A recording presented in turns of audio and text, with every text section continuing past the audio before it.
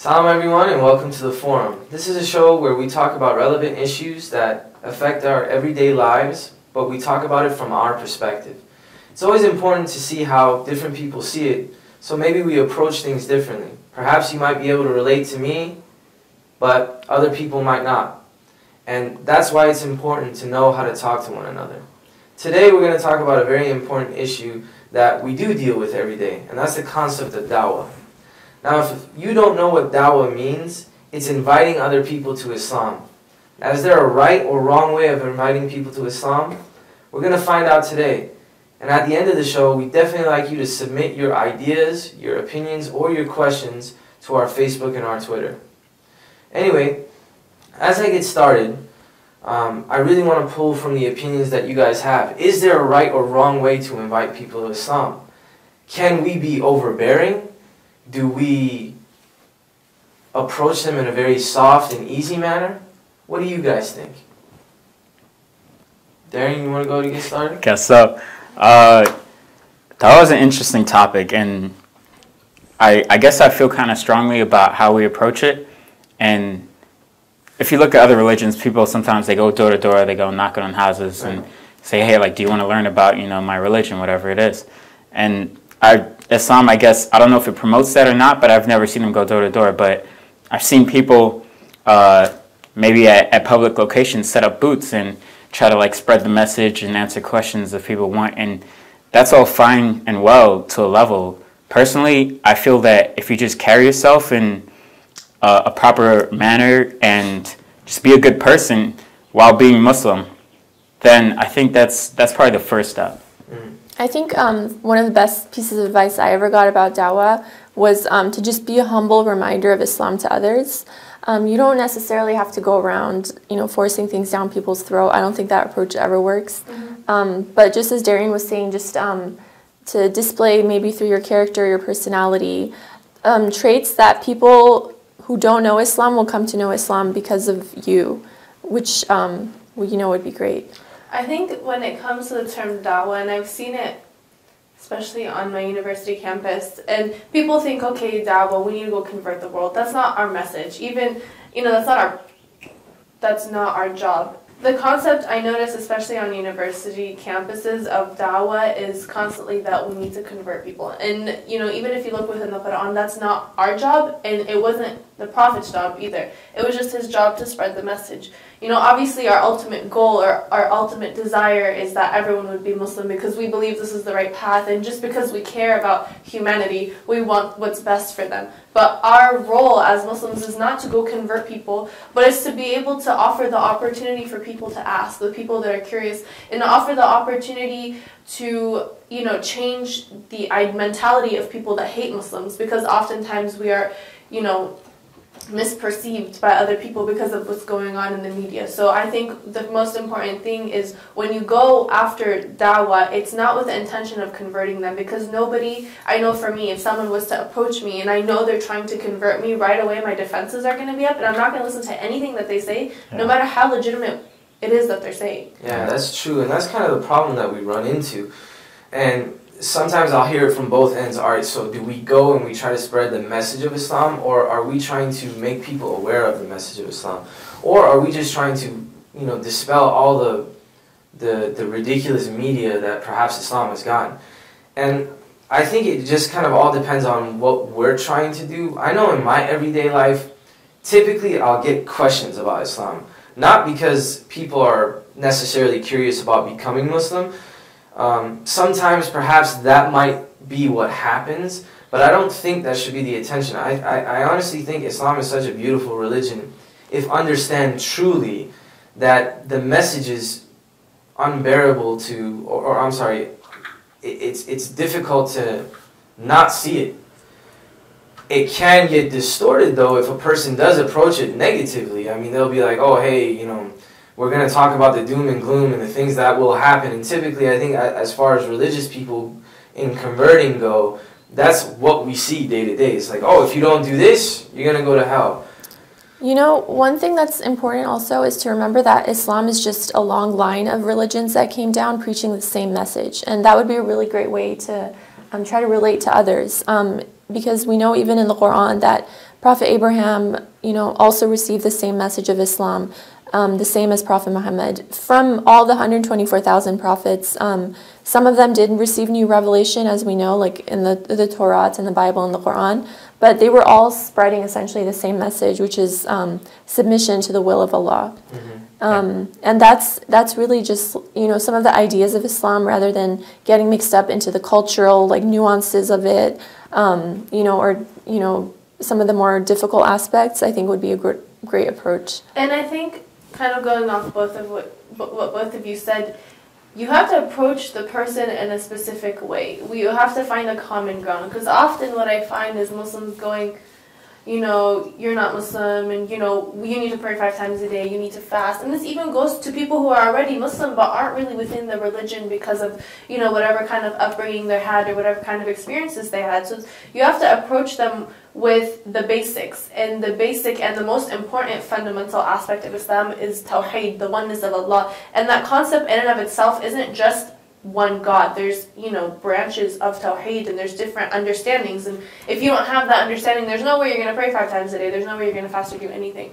And even, again, with the Prophet, notice whenever he was in Mecca, all the verses in the Quran that are from Mecca are, please, believe, not pray 5 times a day, not fast. Those verses came when he went to Medina after the people converted. So you have to approach it the same way that the Prophet did. Yeah. So I'm sorry, go ahead. Yeah, I'll say something on this coming from a convert point of view. Sisters that wear hijab, they have an opportunity that a lot of us brothers don't. You basically carry Islam on your shoulders. When people are walking down the street and they see you, they know, okay, that girl's Muslim. And then that gives you the opportunity to carry yourself in such a way that the world is watching you. Yeah. And you stand out more, and it will invite people just by the way you carry yourself, even if they just want to learn more. That's the first step. And myself, I saw sisters that wore hijab, and I just saw how they had such good character, and I wanted to know, okay, there's something going on here I need to learn more about. And I think that that's probably the first step. And then following that is, if someone approaches you, just being able, like you said, to speak on the same common ground as them, and start with what's overall understood, that the love for Allah, and then after that, then you can go on from there. Because that's common ground for all religions, that there's God, and from there you can continue on. I just want to address your point about hijab. As a hijabi, I feel a lot of happiness that I'm given the opportunity to, present myself in a good way, to hopefully make people try to learn more about Islam, or at least pique their curiosity. It's an honor. It is an honor. I really feel like I'm given a chance to try to be on my best behavior all the time. I find myself really conscious of the way that I might appear to others, in that, I try to be polite to people, I try to be friendly. If people have questions, I'll try to be approachable. Possibly, if I didn't wear hijab, I could blend in a little bit more, and if I'm having a bad day or something, I could just, not have to worry. Yeah, but I mean, it does force you to be on your best behavior, which I think is absolutely an honor.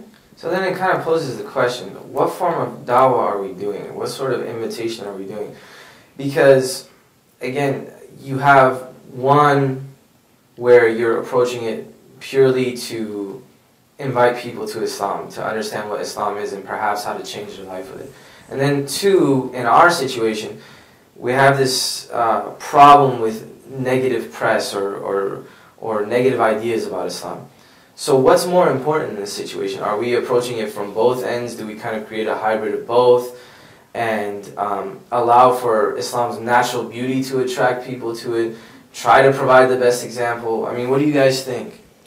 If I may say, I think something that we often forget, and something somebody told me and I really thought about it, and I thought, okay, wow, that's really simple but brilliant. It's no matter how much effort you put into someone or how little effort you put into someone, if Allah wants them to be guided, He will guide them. And I think, in my opinion, especially in the West, and I think it's important to speak in this context because it's very, very different than anywhere else. Right now, we're living in an age of Islamophobia. Because of the press, because of the media, people hate Muslims, and they don't know anything about the religion. It's really funny, I've seen these videos all over YouTube, citing the verses in the Quran that are violent, but they completely take it out of context, not just, why the verse came down, but the context of the verses before and after. Mm-hmm. So what people hear, they'll read parts of the Quran and completely neglect the other. So they have a really, really, really negative understanding of Islam. And for me, my goal is not to bring people towards Islam. God can do that. That's His job, not mine. Mine is to dispel the negative and wrong information that they have about us, because if they don't like Islam, they're not going to come towards it. So first you have to make them like it. And it's not your job as an individual to bring them towards Islam. I think we should at least create a base to make them like it for someone else to potentially bring them towards Islam. Just on that point, there was a speech that I heard recently, and the brother was basically saying that, comparing us to other religions and how they market themselves. And I thought it was a really great point, that when you look at Christianity, when you look at Judaism, they market themselves really well. When you turn on TV Sunday mornings, there's this preacher that's on there and in front of a stage of millions or thousands and just giving these eloquent speeches. And I mean, as Muslims, we may not agree with everything, but they market themselves well. You got to hand it to them. It's our job to market ourselves well, and it starts at the level where we're just walking down the street and we carry ourselves as Muslims. Then it's on our speakers for them to carry themselves as well, and not make sure to present Islam in a way that it makes us look good. Mm-hmm. There's so much noise and distortion out there regarding Muslims, and it's a shame, because the message of Islam itself is like so pure and beautiful and simple, right. And that's not often a message that the average person gets to experience. I really, just regarding how to spread the message of Islam, I really believe that our character can speak a lot louder than our words. Yeah. I think the first step of dawah is just really trying to reform ourselves and to just try to be the best people that we can be ourselves. Just so people want to know us not even as Muslims, but just as human beings. Oh, that's somebody I would like to be friends with. That's someone who I would consider reliable, trustworthy, someone who seems very nice that I can talk to. I think that's probably the key thing. Let me actually ask a question in regards to that. It's something I've seen personally. Do you think we kind of close ourselves off from society? Oh, yeah. I think even within the Muslim community, there's just different opinions, and, we're struggling within ourselves to kind of find our place in this society. And I think from that struggle, we I notice often, especially from a lot of the practicing Muslims, they focus so much on, you have to pray, you have to fast, you have to do this, you have to do that, all the very, very nitpicky details, and they forget the important part, that the reason why you pray, the reason why you fast is to better yourself in order to help others. That's why, like in Islam, the right of the people, in a sense, is not more important than the right of God. But God, if you commit a sin against God, meaning like you don't pray or you don't fast, God will forgive that if you repent. But if you commit a sin against someone else, you need their forgiveness before God will forgive you. So, the reason why we do all this is so that we can be nice to other people and help other people. And, we are so focused on these details, we forget what the outcome is supposed to be, which is why we end up getting closed. Yeah. Sorry, Darian. To that, if we're trying to perform dawah and bring invitation, where's the benefit in closing ourselves off from society? How are we going to propagate the beauty? And then if we close ourselves off, the people who are good at representing Islam, then that just promotes evil people to step up and represent Islam in a terrible way. And where our voices aren't heard.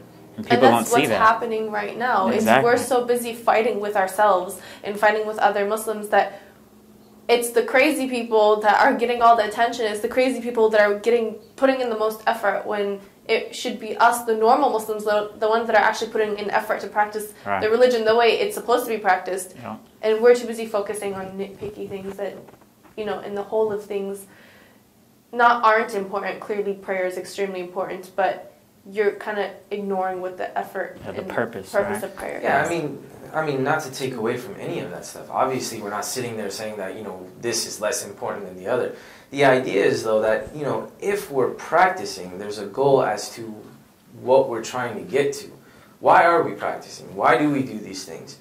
And is it for the benefit of ourselves? Yeah, some might argue that, of course, we're doing this for the benefit of ourselves, because ultimately we're going to be we're going to be judged for the things that we've done, the deeds that we do carry over to the next world. But that's the point. The deeds that we do carry over to the next world. If everything I've done has just been for myself, not to say that I won't benefit from that, but perhaps I can reach a higher state if I do things to benefit others. Mm-hmm. So to summarize, I would say that the reason we do dawah, especially in our current situation, is not only to propagate Islam, but to dispel all the negativity that surrounds it.